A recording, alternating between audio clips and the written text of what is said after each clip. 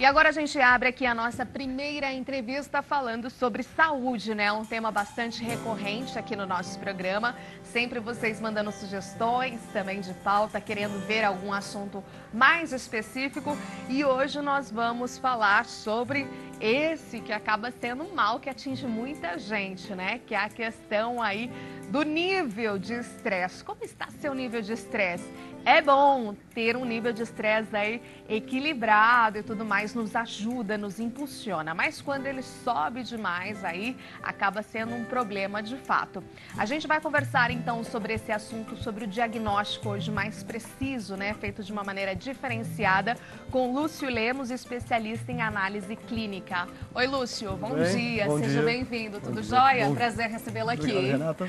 Bom, quando falamos em nível de estresse, né? O cortisol, na verdade, que é medido, seria isso? Exatamente, o cortisol. Entendi. Como é que vem sendo avaliado, né? Hoje tem um teste laboratorial feito através da saliva, é isso? Exatamente. Esse exame já existe há mais de 30 anos fora do Brasil, tá? É uma coisa nova aqui. Então, o que acontece? Você consegue detectar os níveis livres do cortisol. Porque até então a gente dosava como? Colhia o sangue e você tinha ali uma quantidade X de cortisol.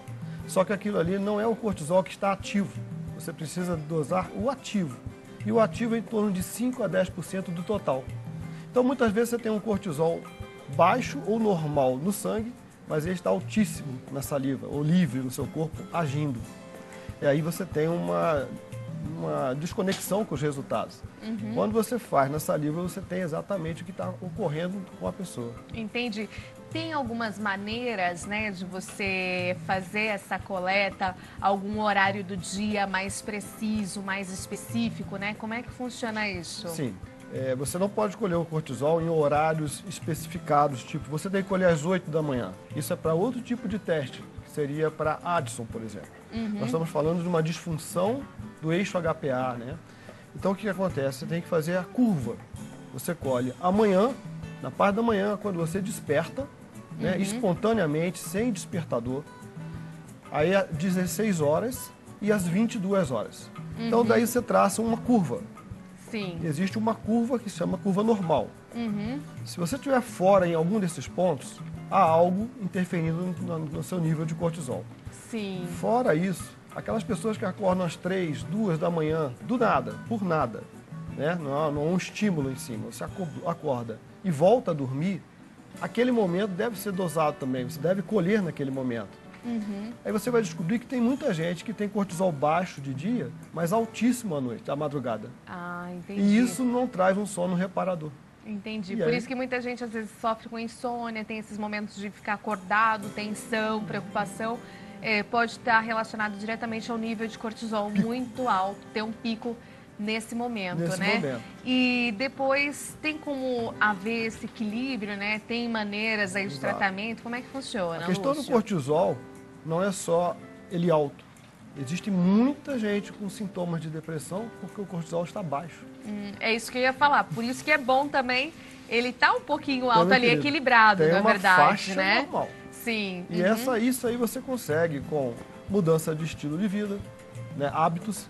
Muita gente come carboidrato à noite e isso dá um pico de cortisol na madrugada. O sono durante o dia é um sono com micro despertares e a pessoa não percebe isso. No dia seguinte ela está cansada, não consegue trabalhar, não tem ânimo, e aí você acha que é porque o cortisol está baixo durante o dia, mas é porque ela não dormiu. Isso aí, então, você tem que reorganizar. Existem fitoterápicos, alimentação, meditação, o que seja. Exercícios físicos, Exercício né? Para físico, controlar. evitar a alimentação muito tarde, né, da noite, que isso vai ativar também mais cortisol. Entendi. E evitar atividades noturnas que vão gerar muita luz, por exemplo. Entendi. Aqui, por exemplo, alguns destaques, né, desse teste. Sim. Abre pra gente, explica pra gente, O que Lúcio. acontece é o seguinte, você tem na verdade, quando você faz o exame salivar, você não faz só o cortisol. Porque ele está relacionado também com udeia, com aldosterona, com testosterona. Então, o médico pega o resultado e faz um mapeamento de hormônios livres do paciente, que são os hormônios que estão ativos. Você pode ter um hormônio normal agora, mas por questões de metabólicos, você está com o teu hormônio livre baixo demais. Então, você tem uma testosterona normal no sangue, mas baixa na saliva. Então, como é que pode? Entendi. É por isso, essas alterações. Sim. No kit vem 4 tubinhos. Você colhe esses tubinhos nos horários que estão pré-determinados. Lá dentro tem uma informação de como você vai proceder. Você não pode se alimentar 2 horas antes, aquelas questões todas. O paciente colhe a saliva e manda via correio ou transportadora para o laboratório. Lá aquilo é dosado e você tem os laudos, né? Que o médico vai poder fazer a análise. Entendi. Muitas pessoas têm buscado, né, isso como alternativa ao invés do exame de sangue. Você falou que lá fora já é bem colocado, enfim, as pessoas buscam mais. Então, tem usado mais esse exame ao invés do de sangue ou acabam complementando o outro também? Exatamente. Na verdade, você faz os dois e a correlação que se encontra com os dois vão te dar um mapeamento do que está acontecendo com o teu exame. Entendi. Agora, Lúcio, mulheres, por exemplo, que têm o hormônio, assim, muito, às vezes, porque tem a faixa ali, quando, dependendo da idade, mulheres que estão grávidas, mulheres pós-parto, enfim, muda muito os hormônios, né, femininos. E aí também há mudanças em relação ao diagnóstico, assim, às vezes você fez num mês, aí deu um resultado no outro, por isso que há precisão, assim, de fazer e seguir tudo muito à risca, né, porque mulher muda muito, né, até com o ciclo, período menstrual, tem tudo isso. Na verdade, você, quando colhe o material, você tem um período pré-determinado. Na mulher que está menstruando, não está usando contraceptivo, você normalmente colhe no 21º dia do ciclo. Sim. Então, ali você vai pesquisar se há uma relação ruim entre a progesterona e o estradiol, que são os hormônios femininos que deveriam ter uma relação boa.